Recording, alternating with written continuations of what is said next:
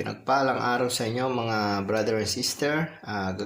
Ngayon po ay gagawa tayo ng lechon manok sa microwave.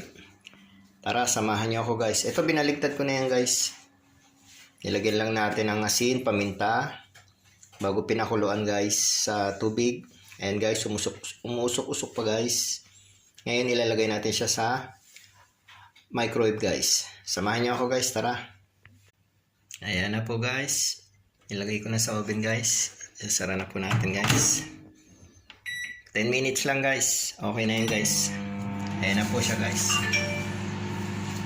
Babalikan ulit natin siya guys mamaya.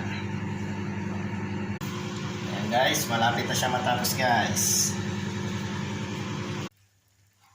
Guys, ayan na po. Luto na po ang ating lechon manok sa microwave. Thank you guys. Bye bye. Kain tayo.